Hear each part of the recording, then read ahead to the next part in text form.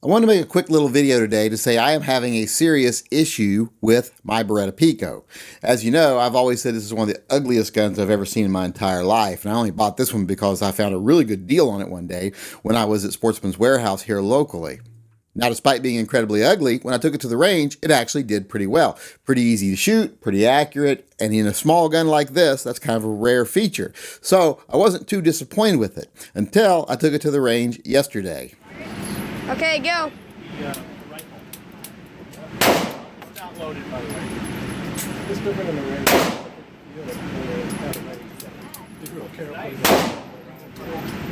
Yep, as you can see in that video, the gun is not firing. It won't fire a single round. Now, I couldn't really take it apart at the range and look it over, but I have an idea what's wrong with it. The other night, I was dry firing this gun at the television during The Walking Dead. I like to dry fire during The Walking Dead. It helps me practice my trigger pulls.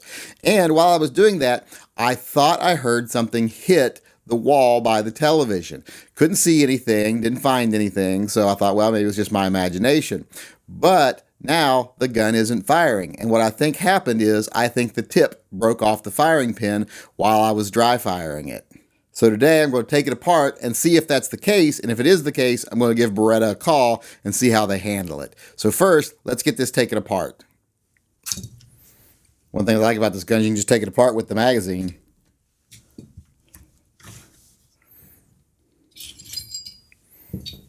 Okay, I don't know if you can see that little pin in there, but I'm going to push that out. And to push that out, I have to put a little pressure on the extractor here and tap that out from the inside. And I got that out of there. Make sure you have your hand along the back because things are going to shoot out of it. Okay, let's just set that aside.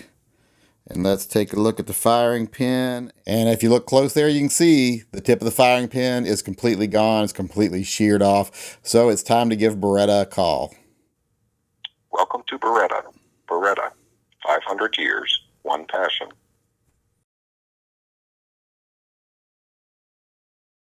Beretta service and repair? Yes, I've got a little issue with a Beretta I have here. Oh, what's going on, sir? I bought a new Beretta Pico and the firing pin is broken. Is it? Okay, sir, I can send you a new one if you like. Okay. All right, let me grab one real quick. I'll be right back. All right, sir, sorry about that. I got it all packaged up, ready to go. Just need your name and address, please. And do you know, has there been any production change on these, or is this something that I expect out of the replacement? Well, the very first ones did get revised. They changed the heat treatment on them to make it less likely to do so. Those ones were actually doing it even when you fired them. On the latest one, the only thing that'll kill them is dry firing. So if it was a store model or display, it's probably seen a fair share of dry fires, so it's probably what caused it to go. Okay. But the new one, yeah, as long as you're just firing it or using a snap cap, it shouldn't break on you. Okay, so no dry firing the Pico. Correct, yeah. The tip is just really small. You'll see it on the new one here. It's just really small to actually, work in that breech and everything. So it ends up being the weak link when there's nothing to cushion it. Okay, all right. All right. All right, thank you.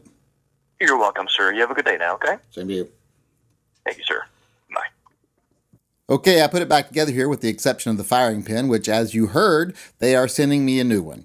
Now, it did take about 15 minutes to get a hold of someone, but once I got a hold of someone, it took 30 seconds maybe for them to go, okay, we'll send you a new part. They didn't even question. They didn't seem the least bit surprised that it happened, and it seems like they had them readily on hand to get it ready to ship to me, so I think this is something they know about. Now, I'm glad I did ask if there'd been any changes, because apparently they have changed the firing pins from the first design to the second design, and this was a fairly early production gun, so this might be the old one. But they did tell me that you can't even dry fire the new ones, which is odd to me. I haven't seen very many modern guns that you can't dry fire. So this really bothers me a little bit here.